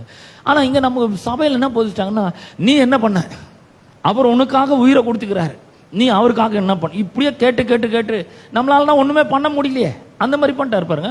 பழைய உடன்படிக்கையில் திரும்ப திரும்ப திரும்ப திரும்ப ஃபெயிலியர் ஆயிட்டே இருந்தாங்க. உதாரணத்துக்கு சிம்சோன் எடுத்துங்க. அங்க சொல்றாங்க போவாதப்பா அந்த பக்கம் போவாதன்றாங்க. அப்பா அம்மா சொல்றாங்க பெலிஸ்த ஒரு பொண்ணுலாம் மாண்டான் அப்படிங்கிறாங்க. இல்லை இல்லை என் கண்ணுக்கு அவதான் பிரியமானவர், நான் போவேன். போய் அங்கே ஒரு தகராறு ஆகுது. சரி அப்பயாவது உருப்படணும்ல, மறுபடியும் டிலைலா கிட்ட தெளிலா போற டிலைல மாடியில் போய் படுத்துக்கிறாரு. சரி ஒரு முறை தான் வந்து ஜடை எடுத்து பாவலை பின்னி இந்த மாதிரி போட்டிருக்காங்களே, அப்பயாவது கொஞ்சம் தெளிவாக இருக்கணும்ல. இல்லை அகனி நார் கயிறில் கட்டினா திரும்பியும் நான் வந்து பலத்தெல்லாம் எழுந்துருவேன்றான். அதை திருப்பம் வந்து பார்த்தீங்கன்னா 3ஆவது முறை மறுபடியும் என் தலை மயிரை வெட்டினாக்கா நான் வந்து என்னோட பலத்தெல்லாம் எழுந்து. எத்தனை முறை திரும்ப திரும்ப திரும்ப தெரிஞ்ச போய் ஃபெயிலியர் ஆகுறாங்க. அவங்கெல்லாம் பரிசுத்தமாக வாழணும்னு நினைக்கிறாங்க. கர்த்தருக்கு பரிசுத்தமானவனை பற்றி சிம்சோனை பற்றியெல்லாம் வந்து பைபிளில் நீங்கள் வாசித்து பார்த்தீங்கன்னா அவன் பிறப்பை குறித்தெல்லாம் பயங்கரமாக சொல்லப்பட்டிருக்குது பாரு. ஆனால் அவன் திரும்ப திரும்ப ஃபெயில் ஆனான், மறுபடியும் மறுபடியும் மறுபடியும் ஃபெயில் ஆனான். அவங்களால சரியா பண்ண. இப்போ தாவீது எடுத்துக்கோங்க. தாவீது அவன் வந்து கர்த்தரை ரொம்ப அதிகமாக நேசித்தான், பயங்கரமான ஆலயத்தை கட்டணும்லாம் விரும்பினான். ஆலயத்தை கட்டுறது டன் கணக்கில் தங்கத்தை கொடுத்தான். தேவனுடைய உடன்படிக்கை பெட்டி வரும்பொழுது அவ்வளோ ஒரு ஏபோத்தை போட்டுக்கணும் அந்த மாதிரி டான்ஸ் ஆனான். ஆனால் ஃபெயிலியர் ஆகிறான். எல்லாமே பழைய உடன்படிக்கையின் கீழே எல்லாம் ஃபெயிலியர் மேலே ஃபெயிலியர். நல்லா தான் போயினா இருக்குது வாழ்க்கை. திடீர்னு பார்த்தீங்கன்னா பத்சேபா இடத்துல போய் பாவம் செஞ்சு மாட்டிக்கிறாங்க. போய் கத்தட்ட வந்து கதறான், தேவனே சுத்த இருதயத்தில் என்னிலே சிருஷ்டியும் நிலைவரமான ஆவி என்னிலே புதுப்பையும். அன்னைக்கே அவனுக்கு தெரிஞ்சிச்சு இந்த மோசமான இருதயத்தை வச்சுக்கணும் என்னால கர்த்தருக்கு பிரியமா வாழ முடியாது. இந்த இருதயம் ரொம்ப கேடுபாடு நிறைஞ்ச இருதயமா இருக்குது, ரொம்ப மோசமான இருதயமா இருக்குது. இந்த இருதயத்தை வச்சுன்னு நான் கர்த்தர்ட்ட வந்து அன்பா இருக்க முடியல, முழு இருதயத்தோட முழு ஆத்மோட முழு பலத்தோட அன்பு கூற முடியல. இந்த இருதயத்தை போட்டுருங்க, எனக்கு வேற இருதயத்தை கொடுங்க அப்படிங்கிறான். ஐயோ நான் துர்குணத்தில் உருவாயிட்டேன், தாய் என்னை பாவத்தில் கர்ப்பம் தரித்தார். அவசரம் இந்த இருதயத்தை வச்சுக்கின்னு என்னால் முழு இருதயத்தோட தேவன் இடத்துல என்ன பண்ண முடியாது, அன்பு கூற முடியும். சுத்த இருதயத்தை என்னிலே சிருஷ்டியும் நிலைவரமான ஆவியை என்னிலே புதுப்பியும் அப்படிங்கிறான். நம்முடைய பரிசுத்த ஆவியை என்னை விட்டு எடுத்துக்கொள்ளாரு. நம்முடைய ரட்சணத்தின் சந்தோஷத்தை திரும்ப எனக்கு தார். 51ஆம் சங்கீதம் 51ஆம் சங்கீதம் 8லேருந்து 10 வரைக்கும் இருக்கிற வசனங்கள்லாம் அப்படியே மேற்கோள் காட்டுறேன். ஃபெயிலியர் ஆகுறாங்க, திரும்ப திரும்ப திரும்ப திரும்ப ஃபெயிலியர் ஆகும். சாலமோன் எடுத்துங்க, என்ன அற்புதமான ஆண்டவரே காட்சி கொடுத்து, தம்பி உனக்கு என்னப்பா வேணும், என்ன விரும்புகிற நீ கேளு. அவன் ஞானத்தை கேட்குறான்ப்பா, நீ வந்து சத்துருக்களுடைய மேலே ஜெயத்தை கேட்காம வேற எதையும் கேட்காம ஞானத்தை கேட்டி, அதனால ஞானத்தோட சேர்த்து ஐஸ்வர்யத்தும் நீடி ஆயுளம் கூட நான் உனக்கு தரேன் அப்படின்னு சொல்லி கத்தரே காட்சி கொடுத்து கத்தர் பேசுகிற அளவுக்கு இல்லைம்மா. ஆனால் ஃபெயிலியர் ஆகிட்டாமா. அந்நிய ஸ்ரீகளோடலாம் போய் கலந்து அவனும் ஃபெயிலியர். நீங்க பழைய உடன்படிக்கையில் எடுத்தீங்கன்னா திரும்ப திரும்ப மறுபடியும் மறுபடியும் ஃபெயிலியர். என்னன்னா மாம்சத்துல கல்லான இருதயம் கல்லு மாதிரி இருக்குது. இப்போ ஒரு புது இருதயம் தேவை, ஒரு புதிய ஆவியானவர் தேவை. அவர் வந்து கல்லான இருதயத்தை சதையான இருதயமாக மாற்ற வேணும். அப்ப ரொம்ப வருஷமா என்ன சொல்லிட்டாங்க, ட்ரை பண்ணு, நீ நல்லா ட்ரை பண்ணி பாரு, கிறிஸ்தவ வாழ்க்கை வாடுறதுக்கு நல்லா ட்ரை பண்ணணும் அப்படிங்கிற. ஒரு முறை என்ன பண்றாங்க, வாங்க ரட்சிக்கப்படுங்க அப்படின்னு சொல்லி நிறைய பேர் கூப்பிடுறாங்க. ஆனா இங்க வந்து கர்த்தர் சொல்ற, நீங்க ட்ரை பண்ணுங்கன்னு சொல்ல, எல்லாமே நான் பண்ணிடுறேன்றாரு. சுத்த இருதயத்தை நான் வச்சிடுறேன் உங்களுக்குள்ள, நிலைவரமான ஒரு நல்ல ஆவிய புதிய ஆவிய உங்க உள்ளத்துல நான் கட்டளையிடுறேன். கல்லான இருதயத்தை மாம்சத்திலிருந்து எடுத்து போடுறேன், சதையான இருதயத்தை நான் தரேன், நானே உன்னை சுத்தமாக்குறேன், அசுத்தங்களாம் நான் நீக்கிறேன், நான் உன் மேல சுத்த ஜலத்தை தெளிக்கிறேன், எல்லாம் நான் பண்ணிடுறேன்றாரு அவர். ஹலோ, புதிய உடன்படிக்கை இதுதான், எல்லாம் அவர் பண்றேன்னுங்கிறார். நம்மள அங்க எதுவுமே பண்ணவே சொல்லவே இல்லை. அப்போ புதிய உடன்படிக்கையின் கீழே எப்படியோ இருந்த ஆட்கள்லாம் உள்ள புதிய ஆவி வந்ததுனால மாம்சத்தில் இருந்த கல்லான இருதயத்தெல்லாம் எடுத்து போட்டு சதையான இருதயத்தை கர்த்தர் கொடுக்கறதுனால எப்படியோ இருந்த ஆட்கள் எல்லாம் நம்ம இப்படி ஆகியிருக்கிறோம். எவ்வளோ மோசமான நிலைமையில இருந்தோம். நம்ம வந்து இன்னைக்கு சபையிலேருந்து உட்கார்ந்து சத்தியத்தை கேட்டு கொண்டு இருக்கிறோம். கர்த்தருடைய வார்த்தைக்கு இணங்கக்கூடிய ஒரு புத்தியை நமக்கு தந்திருக்கிறார், புது ஆவியை கொடுத்துக்கிறார் உள்ளத்துல. அப்புறம் கல்லான இருதயத்தை நம்முடைய மாம்சத்துல இருந்து எடுத்து போட்டுக்கிறார், சதையான இருதயத்தை நமக்குள்ள அவர் வச்சிருக்கிறாரு.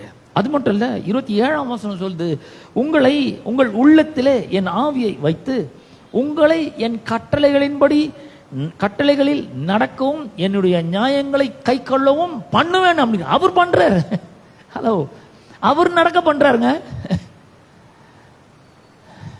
எவ்வளவு நல்லா புரிஞ்சுக்க வேண்டியது இருக்கு பாருங்க. அவர் பண்றார். உள்ளத்துல புதிய ஆவிய புதிய இருதயத்தை கொடுத்தாரு, புதிய ஆவிய இருதயத்துல கட்டளையிட்டு இருக்கிறாரு, கட்டளைகளை உள்ளத்துல வச்சிருக்கிறாரு. அவருடைய நியாயங்களை கை கொள்ளவும் நடக்கவும் பண்றார்.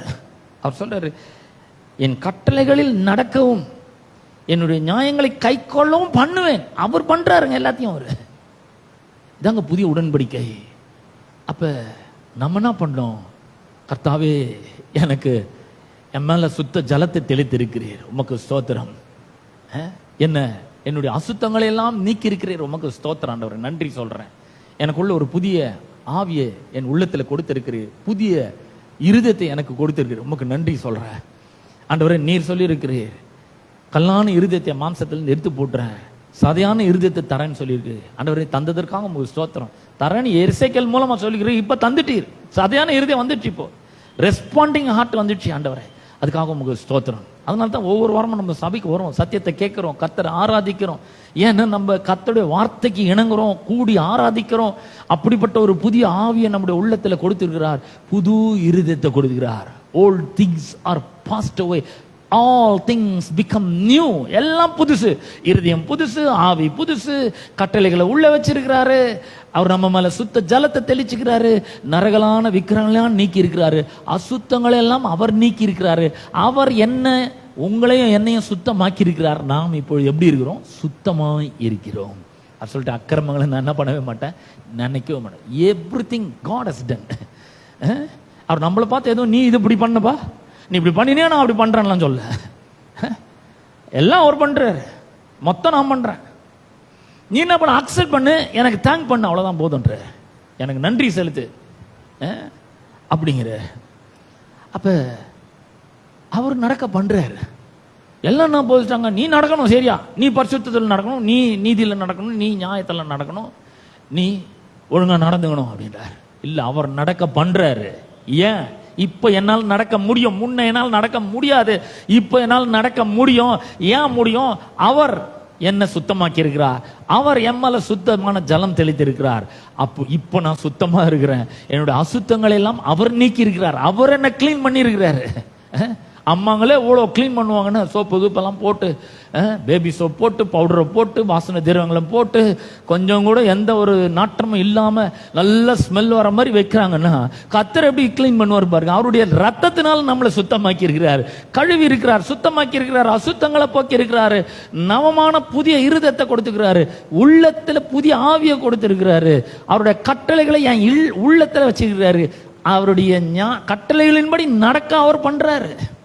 ஆவியானவர் உதவி செய்யறாரு. ஆண்டவரே உமக்கு ஸ்தோத்திரம் ஆண்டவரே, அக்கிரமத்தை நினைக்காம இருக்கிறேன்னு சொன்னீங்க, உமக்கு நன்றி அப்படிங்கிற. அப்ப இவர் இதெல்லாம் பண்றதுக்கு அவர் உண்மையுள்ள ஒரு தேவனாய் அவர் இருக்கிறார். நீங்க ஒரு யோசிக்கலாம், என்னங்க நான் அடிக்கடி இந்த மாதிரிலாம் ஏதோ பண்றேன், என்னமோ ஒரு தப்பு பண்ணிடுறேங்க, நான் என்னால நான் நீதிமான் அப்படின்னு என்னால் ஏற்றுக்கவே முடியலையே, நான் என்ன பண்ணுறது அப்படின்னு ஒருவேளை கேட்கலாம். நானும் எவ்வளோ உண்மையாக இருக்கணும்னு விரும்புகிறேன். ஒவ்வொரு புது வருஷத்துக்கும் நான் பல வாக்குறுதிகளை கொடுக்குறேன். கர்த்தர் வாக்குறுதி கொடுத்து ஆணையினால் உறுதிப்பட்டு நானும் வாக்குறுதி கொடுக்க, இனிமேல் நான் ஜெபம் பண்ணுவேன். காலையில் 4:30 மணிக்கெல்லாம் ஏஞ்சி பரலோக வாசலை தட்டுவாண்டவரே, நீங்கள் கண்டிப்பாக நாங்கள் பார்க்கலாம் அப்படின்னு நான் பண்றேன். ஆனா 6:45 தான் ஏஞ்சிக்கிறேன். நான் என்ன பண்றது? டெய்லி பைபிள் இத்தனை சாப்டர் வாசிவேன் அப்படின்னு நம்ம உறுதி கொடுக்குறோம், தீர்மானங்கள் எடுக்கிறோம். ஆனா உண்மையா இருக்க முடியலையே அப்படின்னு நம்ம வருத்தப்படுறோம். என்ன பண்றது? ஜனவரி 1ஆம் தேதி தான் நான் வந்து அந்த வாக்குறுதிகள்லாம் கொடுக்குறேன். ஆண்டவரே, நான் இத்தனை மணிக்கு ஜெபம் பண்ணுவேன், இத்தனை சாப்டர் வாசிப்பேன், இனிமேல் நான் வந்து உங்க ஒழுக்கமா நான் நடந்துப்பேன், அப்படி பண்ணுவேன், எப்படி பண்ணுவேன், நிறைய வாக்குறுதியெல்லாம் கொடுத்துறோம். அள்ளி வீசுறோம் வாசிக்கும் வாக்குறுதி. ஆனா நம்மளால என்ன பண்ண முடியல? எதுலயும் உண்மையா இருக்க முடியல. நமக்கு அதை எடுத்து பிசாசு என்ன பண்றான்? நம்மள வாதிக்கிறான். நீ என்ன உண்மையா இருந்துட்ட, என்ன ஒரு தீர்மானத்தில் நீ நிலையா இருந்துட்ட, இதெல்லாம் பண்ணியே கர்த்தர் எப்படி உனக்கு உதவி செய்வார் அப்படின்னு நம்மளை ஏமாத்துறான். 2 தீமோத்தேயு 2ஆம் அதிகாரம் 13ஆம் வசனத்தை உங்களுக்கு வாசிக்க போறேன்.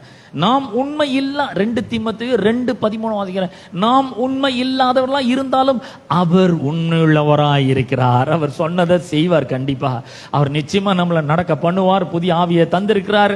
புதிய அவருடைய கட்டளைகளின் படி நடக்க வைப்பாரு. அவருடைய நியாயங்களை கை கொள்ள பண்ணுவாரு.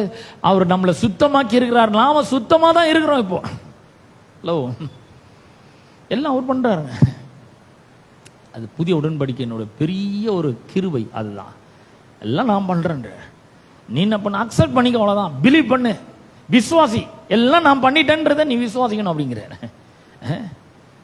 நமக்கு என்ன சொல்லிட்டாங்க? நீ உண்மையா இரு. நீ எவ்வளவு உண்மையா இருக்கிற, உண்மையா இரு. நீ உண்மையா இருந்தா தானே ஆசீர்வாதம் வரும் அப்படிங்கிற. இல்ல, என்னால உண்மையா இருக்க முடியாது. நான் உண்மை இல்லாதவனா இருந்தாலும் அவர் உண்மை உள்ளவராய் இருக்கிறார். நம்மளை பார்த்து கேட்டாங்க சபையில், நீ எவ்வளோ உண்மையா இருக்கிற அவருக்கு அப்படின்னு. என்னால் உண்மையா இருக்க முடியலன்றதான பிரச்சனையே எனக்கு. அப்புறம் கேட்குறாங்க, இனிமேல் உண்மையா இருப்பேன்னு வாக்கு பண்றியா? நிறைய பேர் வாக்குறுதிலாம் கொடுக்குறாங்க, ஆனால் உண்மையா இருக்க முடிய மாட்டேங்குது. காலையில் ஏஞ்சிக்க முடிய மாட்டேங்குது, ராத்திரி சீக்கிரம் படுக்க முடிய மாட்டேங்குது, கடவுளோட வார்த்தையில் நேரம் ஸ்பெண்ட் பண்ண முடிய மாட்டேங்குது, ஜெபிக்க முடிய மாட்டேங்குது. ஆனா அவர் வாக்கு பண்ணி இருக்கிறார். நீ உண்மை இல்லாதவனா இருந்தாலும் நான் உண்மையா இருக்கிறேன்றது அவர் வாக்கு பண்ணி இருக்கிறான்றது யாருமே சொல்லவே இல்லை. பாருங்க, இந்த சபையில உங்களுக்கு கர்த்தர் எம் மூலமா சொல்றாரு, ஒருவேளை நீங்கள் உண்மை இல்லாதவர்களா இருந்தாலும் அவர் உண்மை உள்ளவரா இருக்கிறார். அல்லேலூயா. He is so faithful அப்படிங்கிறார். சொன்ன சொல் மாறாதவர். மல்கியா 3:6 சொல்ற, நான் கர்த்தர், நான் மாறாதவர் சொல்லிடுறாரு. அது மட்டும் இல்ல, யாக்கோபு 1ஆம் அதிகாரம் 17ஆம் வசனத்துல அவர் சொல்றாரு, அவர் எப்படிப்பட்ட ஒரு தேவனா இருக்கிறேன் என்று அவர் சொல்றாரு. நன்மையான எந்த ஈவும் பூரணமான எந்த வரமும் பரத்திலிருந்து உண்டாகி ஜோதிகளின் பிதாவின் இடத்திலிருந்து இறங்கி வருகிறது. அவரிடத்தில் யாதொரு மாறுதலும் வேற்றுமை நிழலும் இல்லை. நிழல் கூட கிடையாது அப்படிங்கிறார். வேற்றுமை நிழல்னா என்ன பாருங்க, பூமி வந்து தன்னைத்தானையும் சுற்றிக்குது, அப்புறம் சூரியனும் என்ன பண்ணுது, சுற்றி வருது இல்லையா? இது வந்து ஏதோ ஹிஸ்ட்ரி கிளாஸ் சயின்ஸ் கிளாஸ்லாம் நினச்சிக்காதீங்க, சும்மா எனக்கு தெரிஞ்சு சொல்கிறேன். பூமி தன்னைத்தானே சுற்றிக்குது, அப்புறம் சூரியனையும் சுற்றி வருது. தன்னைத்தானே சுற்றிக்கிறதுக்கு ஒரு நாள் ஆகுது, சூரியனை சுற்றி வரதுக்கு 1 வருஷம் ஆகுது இல்லையா? அப்போ பூமி இங்கே இருக்குது, சூரியன் இங்கே இருக்குதுன்னு வச்சுங்க. சூரியனோட வெளிச்சம் இங்கே படுது, இந்த பக்கம் பட்டுனா அந்த பக்கம்லாம் இருளாக இருக்கும் இல்லையா? இப்போ நான் இங்கே நடந்து போகிறேன், எனக்கு பின்னாடி சூரியன் உதிக்குது, சூரியனுக்கும் இந்த பூமிக்கும் நடுவில் நான் இருக்கேன். என்னுடைய நிழல் என்ன பண்ணுது, கீழே இருட்டப்படுது, அப்படிதானே நிழல் வருது. ஆனால் அந்த மாதிரி நிழல் கூட அவர்கிட்ட இல்லையா? மெசேஜ் டிரான்ஸ்லேஷன்ல சொல்லுது, ஒளியின் நதி போல இருக்கிறார் அவர்.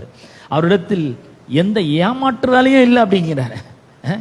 அவர் எப்படி பார்த்தாலும் நல்லவர் தான். மெசேஜ் டிரான்ஸ்லேஷன்ல யாக்கோபு 1:17 போய் நீங்க வாசித்து பாருங்க. அவர் ரொம்ப ரொம்ப நல்லவர், ஏமாற்றவே செய்யாதவர். அவர் ஏமாற்ற வேலையை அவர்கிட்ட கிடையவே கிடையாது. எப்பொழுதுமே அவர் நல்லவராகவே இருக்கிறார். அப்ப இந்த விசுவாசம்ன்றது எப்படி இருக்குன்னா, கர்த்தர் எவ்வளவு நல்லவர்ன்றதனுடைய அடிப்படையில தான் இந்த விசுவாசமே வருது. நான் சொல்றேன், அவர் ரொம்ப ரொம்ப நல்லவர். நம்மளாம் நினைக்கிறத விட, கற்பனை பண்ணி பார்க்கறத விட அவர் ரொம்ப நல்லவர். ஒருவேளை உங்க அப்பா ரொம்ப நல்லவராக இருக்கலாம், ஆனா அதை காட்டிலும் கோடி மடங்கு அவர் ரொம்ப நல்லவராக இருக்கிறார். கர்த்தர் ரொம்ப நல்லவர். ஆபிரகாம் அப்படிதான் விசுவாசிச்சான், சாராலாம் அப்படிதான் விசுவாசிச்சான். எபிரேயர் 11:11 நம்ம வாசிக்கிறோம், சாராளை பற்றி வாசிக்கிறோம். விசுவாசத்தினாலே சாராளும் வாக்குத்தத்தம் பண்ணினவர் உண்மை உள்ளவர் என்று எண்ணி கர்ப்பம் தரிக்க பலன் அடைந்து வயது சென்றவளா இருந்தும் பிள்ளை பெற்றாள். உண்மை உள்ளவர் நினைக்கும் பொழுது விசுவாசம் ரொம்ப அதிகமாக வந்துடும் பாருங்க. அவர் ரொம்ப உண்மை உள்ளவருங்க, சொன்ன சொல் தவறாதவருங்க, சொன்னா கண்டிப்பா நிறைவேற்றுவாருங்க, வாக்குத்தத்தம் பண்ணிக்கிறாங்க, சத்தியம் பண்ணிக்கிறாரு, ஒரு நாளும் பொய் உரையாத தேவன். அவர் சொன்னா நிச்சயமா செய்வார். அவர் உண்மை உள்ளவர் அப்படின்னு நினைச்சாவே போதும், விசுவாசம் தன்னால வந்துடும். ஆபிரகாம் எப்படி விசுவாசம் பாருங்க, ரோமர் 7 நிருபம் 4ஆம் அதிகாரத்தில் ஆபிரகாம் எப்படி விசுவாசிக்கிறான் பாருங்க. வாக்குத்தத்தம் பண்ணினவர் உண்மையுள்ளவர் என்று எண்ணி விசுவாசத்தில் அவர் என்ன பண்ணா, வல்லவனாக ஆனான். ரோமர் 7 நிருபம் 4ஆம் அதிகாரம் 20-21 வசனத்தை வாசிக்கிறேன். தேவனுடைய வாக்குத்தத்தத்தை குறித்து அவன் அவிசுவாசமாய் சந்தேகப்படாமல் தேவன் வாக்குத்தத்தம் பண்ணினதை நிறைவேற்ற வல்லவராய் இருக்கிறார் என்பதை முழு நிச்சயமாய் நம்பி தேவனை மகிமைப்படுத்தி விசுவாசத்தில் வல்லவனானான்.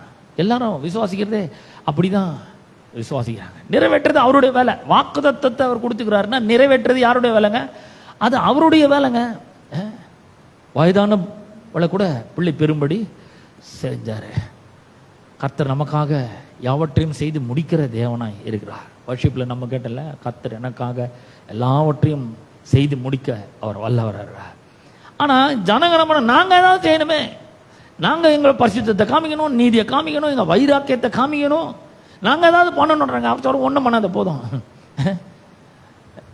எதுவும் பண்ண தேவையில்ல, நான் உண்மையுள்ளவர்னு நினைச்சினியா போதும் அப்படின்றாரு. அவர் எல்லாவற்றையும் நமக்கு தருகிறவராய் இருக்கிறார். என்ன பண்ணிக்கிறார்? கெட்டவனை நல்லவனா மாற்றுறாரு பாருங்க. உள்ளத்துல புது ஆவியை கொடுக்கிறாரு, நல்ல சுத்தம் பண்றாரு. அப்படிதான் அவர் செய்கிறவரா இருக்கிறார். 1ஆம் அதிகாரம் 9ஆம் வசனம் சொல்றது, நாம் நம்முடைய பாவங்களை அறிக்கையிட்டால் பாவங்களை நமக்கு மன்னித்து எல்லா நியாயத்தையும் நீக்கி நம்மை சுத்திக்கிறவருக்கு அவர் உண்மையும் நீதியும் உள்ளவராய் இருக்கிறார். அவர் உண்மை உள்ளவரா இருக்கிறார். He is so faithful. Believe on that. If you believe that God is so faithful, faith will grow in your heart rapidly. ரொம்ப சீக்கிரமா விசுவாசம் உங்களுடைய உள்ளத்துக்குள்ள வர்த்திக்க ஆரம்பிக்கிறதாய் இருக்குது. 1 கொரிந்தியர் 1ஆம் அதிகாரம் 9ஆம் வசனத்தை வாசிக்கிறேன். 1 கொரிந்தியர் 1ஆம் அதிகாரம் 9ஆம் வசனம், தம்முடைய குமாரனும் நம்முடைய கர்த்தருமாய் இருக்கிற இயேசு கிறிஸ்துவுடனே ஐக்கியமாய் இருப்பதற்கு உங்களை அழைத்த தேவன் எப்படிப்பட்டவர்? உண்மையுள்ளவர். He is so faithful. அவர் உண்மையுள்ளவர்ன்றதை நாம விசுவாசிக்கிறவர்களாக இருக்க வேண்டும். நாம் அவர் உண்மையுள்ளவர்ன்றதை விசுவாசிச்சாவே போதும், நமக்குள்ளே அவர் விசுவாசம் வர்த்திக்க ஆரம்பிக்கும். பிலிப்பியர் 1ஆம் அதிகாரம் 5ஆம் வசனத்தை வாசிக்கிறேன். இங்கிலீஷ்ல இருந்தா 6ஆம் வசனம், உங்களில் நற்கிரைகளை தொடங்கினவர் இயேசு கிறிஸ்துவின் நாள் வரையந்த முடிய நடத்தி வருவார் என்று நம்ப வேண்டும். அது வரைக்கும் முடிய நடத்தி வருவார் என்பதை நாம் நம்புகிறவர்களாக இருக்கணும். கடைசியில் ஒரே ஒரு வசனம்,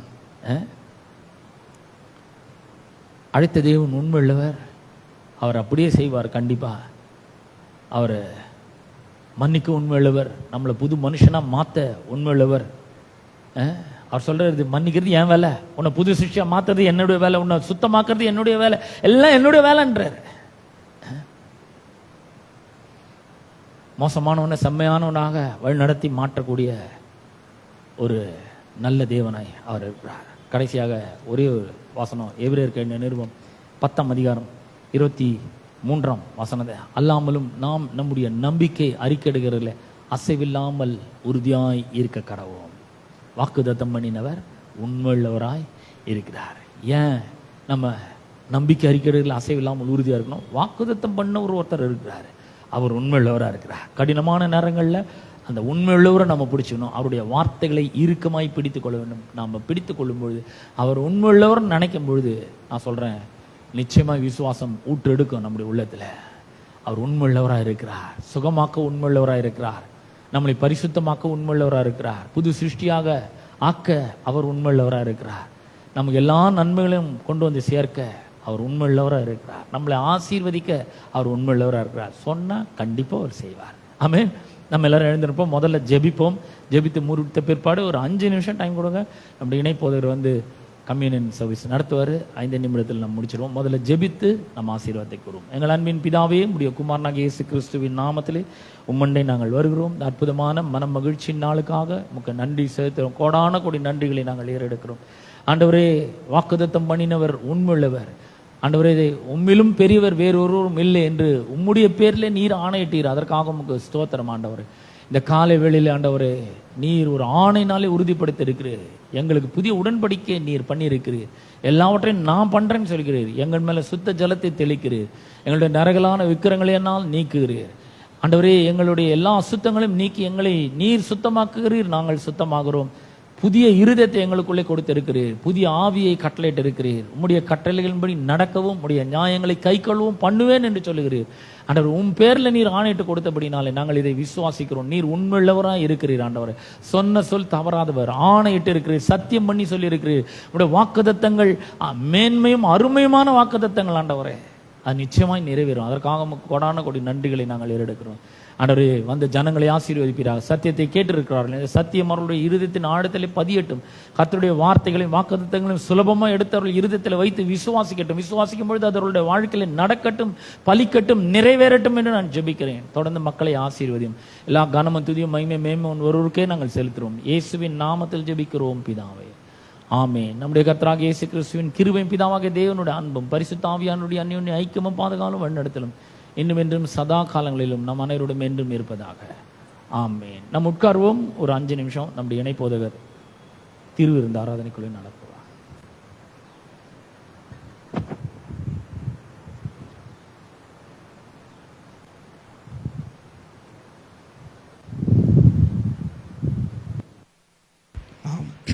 நாம் புது திருவிருந்து ஆராதனைக்கு நேராக வந்திருக்கிறோம்.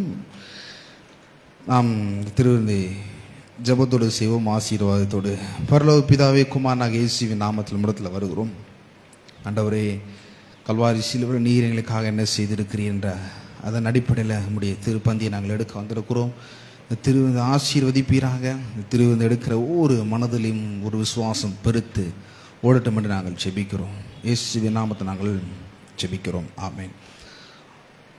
மார்க் எழுதின சுவிசேஷம் 14ஆம் அதிகாரம் 22 24 வரை வாசிக்கிறேன். அவர்கள் போஜனம் பண்ணுகையில் இயேசு அப்பத்தை எடுத்து ஆசீர்வதித்து அதை பெற்று அவர்களுக்கு கொடுத்து, நீங்கள் வாங்கி புசியுங்கள், இது என்னுடைய சரீரமாக இருக்கிறது என்றார்.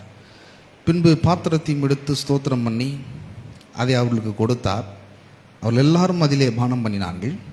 அப்போது அவர் அவர்களை நோக்கி, இது அநேகருக்காக சிந்தப்படுகிற புது உடன்படிக்கைக்குரிய என்னுடைய இரத்தமாய் இருக்கிறது. பிரியமானவர்களே, இந்த திருவிருந்தை நாம் எடுக்க வந்திருக்கிறோம். இயேசு சொல்லுகிறார், 12 சீஷர்களோடு இங்கே அந்த பஸ்காவை அனுசரிக்க வருகிறார். அங்கே சொல்லும் பொழுது இந்த பழைய உடன்படிக்கை இருந்து ஒரு புதிய உடன்படிக்கைக்கு நேராக வரப்போகிறோம். அந்த புதிய உடன்படிக்கை யார் செயல்படுத்த போகிறது, அங்கே என்ன நடக்க போகிறது என்பதை இயேசு ஒரு நிழலாட்டமாய் சொல்லுகிறார். என்னென்னா, கல்வாரி சிலுவைக்கு போக போகிறேன், என்னை அங்கே பாடுகளுக்கு உட்படுத்த போகிறார் தேவன். அங்கே நான் மரணத்தை ருசி பார்ப்பேன், மீண்டும் உயிரோடு எழுந்திருப்பேன் என்பதை இங்கே அவர் காண்பிக்கிறார். என்ன சொல்கிறாருன்னா, என்னுடைய சரீரத்தை நான் கொடுக்க போகிறேன், என்னுடைய ரத்தத்தை நான் சிந்த போகிறேன். எதற்காக? புதிய உடன்படிக்கை, புதிய வழியை நான் உண்டாக்க போகிறேன். தேவனுக்கும் மனிதருக்கும் வழியே இல்லாமல் ஒரு பெரிய ஒரு திரைச்சீலை போட்டு அடைக்கப்பட்டிருந்த வழி, அந்த திரைச்சீலை 2ஆக கிழிக்கப்பட்டு இயேசு நம்முடைய கரத்தை பிடிச்சு மறுபடியும் அப்பாவுடைய வீட்டில் நம்மளை சேர்த்திருக்கிறார். அதுதான் ஒரு புதிய வழியாக இருக்கிறது, புதிய உடன்படிக்கைக்குரிய ஒரு காரியமாய் இருக்கிறது. ஆதாம் பாவம் செஞ்சுட்டு பயந்து தேவனுடைய பிரசன்னத்துக்கு நேராக ஓடினார். இங்கே ஓடின மனுஷனை இயேசு கிறிஸ்து பரலோகத்திலிருந்து இறங்கி மனுஷனுடைய கரத்தை பிடிச்சு மறுபடியும் தேவனுடைய குடும்பத்தில் வீட்டில் பிள்ளையாக சேர்த்திருக்கிறார். தேவனுடைய ஆசீர்வாதங்களை அனுபவிக்கும்படி.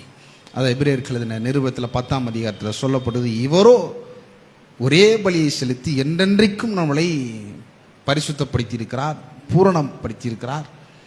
தொடர்ந்து அப்படி கீழே வாசித்து வந்தோன்னா, பரிசுத்த ஆவியானவர் நம்முடைய இருதயங்களில் சாட்சி கொடுக்கிறார்.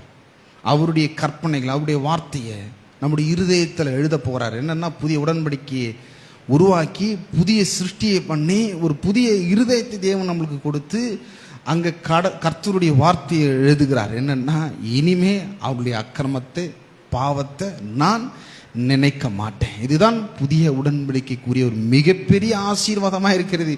நாம் நினைக்கக்கூடாது.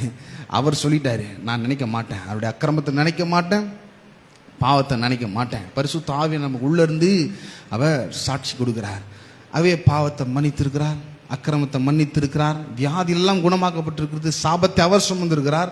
அதற்கு மாறாக கர்த்தருடைய ஆசீர்வாதம் நம்மளுக்கு உண்டாயிருக்கிறது. பாவ மன்னிப்பு உண்டாயிருக்கிறது. மீட்பு உண்டாயிருக்கிறது. திரளான மீட்பு இதன் மூலியமாக புதிய உடன்படிக்கையின் மூலியமாக நம்மளுக்கு உண்டாயிருக்கிறது. அவர் என்ன செய்திருக்கிறார் என்ற அடிப்படையில் நாம் அதை அனுசரிப்போம். நாம் யாவரும் எழுந்து நிற்போம். நாம் யாவரும் எழுந்து நின்று ஜெபித்து பிற்பாடு நாம் இதை அனுசரிப்போம். ஹல்லேலூயா. ஆண்டவரே நன்றி செலுத்துகிறோம். ஸ்தோத்திரம் ஆண்டவரே. ஆண்டவரே, புதிய உடன்படிக்கை ஒரு புதிய வழியை நீர் உண்டாக்கி கொடுத்தீர். அதற்காக நன்றி செலுத்துகிறோம் ஆண்டவரே. பரிசுத்த ஆவியானவர் இந்த புதிய உடன்படிக்கையில் பிதாவின் வாக்குத்தத்தமாக எங்களுக்குள்ள ரட்சிப்பின் மூலியமாக எங்களுக்கு வந்திருக்கிறார். அவர் சாட்சி கொடுக்கிறார். இனி அவருடைய பாவத்தையும் அக்கிரமத்தையும் நான் நினைக்க மாட்டேன். ஏனென்றால் என்னுடைய குமாரனை கொடுத்து இந்த பாவத்திற்கான விலைக்கிரயத்தை நான் செலுத்தி விட்டேன். ஆண்டவரே, முழுமையற்ற மனுஷனை நீர் முழுமைப்படுத்தினீர். இந்த இயேசு கிறிஸ்து என்ற பலிகள் மூலியமாக தேவன் திருப்தி அடைந்திருக்கிறார், சந்தோஷப்பட்டிருக்கிறார். ஏனென்றால் இழந்து போன அந்த சொத்தை தேவன் இந்த இயேசு கிறிஸ்து மூலியமாக மீட்டெடுத்திருக்கிறார். தன்னுடைய சொத்தை அவர் மறுபடியும் இந்த கல்வாரி சிலுவையின் மூலமாக அவர் வாங்கியிருக்கிறார். ஆண்டவரே, இந்த பாவத்தின் விளைவாக நாங்கள் உம்மை விட்டு நாங்கள் தூரம் போனோம். அவருடைய இயேசு கிறிஸ்து பலியினால நாங்கள் உம்மிடத்தில் சேர்க்கப்பட்டிருக்கிறோம். மறுபடியும் உம்முடைய பிரசன்னத்தில் உம்முடைய குடும்பத்தில் நாங்கள் ஒன்றோடு உறவாடும்படி நீர் செய்த ஸ்லாக்கியத்திற்காக, கிருபைக்காக, இந்த புதிய உடன்படிக்கைக்காக, நீர் சிந்தின இரத்தத்திற்காக நன்றி செலுத்துகிறோம். இதை நாங்கள் நினைவு கூறுகிறோம். ஆண்டவரே, நீ நல்லவராக இருக்கிறீர். இயேசுவின் நாமத்தை நாங்கள் ஜெபிக்கிறோம். ஆமென். இது உங்களுக்கு கொடுக்கப்படும். எல்லாரும் கையில் எடுத்துக்கொள்ளுங்கள். பிற்பாடு நாம் ஒன்று சேர்ந்து அதை அனுசரிப்போம். ஆட்டுக்குட்டியானவரே, ஆட்டுக்குட்டியானவரே, ஆட்டுக்குட்டியானவரே, எனக்காக பலியானி. ஆட்டுக்குட்டியானவரே, ஆட்டுக்குட்டியானவரே, ஆட்டுக்குட்டியானவரே, என் பாவங்கள் சுமந்தி உமக்கே எங்கள் ஆராதனை. உமக்கே எங்கள் ஆராதனை. ஆட்டுக்குட்டியானவரே, ஆட்டுக்குட்டியானவரே, ஆட்டுக்குட்டியானவரே, எனக்காக பலியானி. ஆட்டுக்குட்டியானவரே, ஆட்டுக்குட்டியானவரே, ஆட்டுக்குட்டியானவரே, என் பாவங்கள் சுமந்தீர் உமக்கே எங்கள் ஆராதனை. உமக்கே எங்கள் ஆராதனை. உமக்கே எங்கள் ஆராதனை.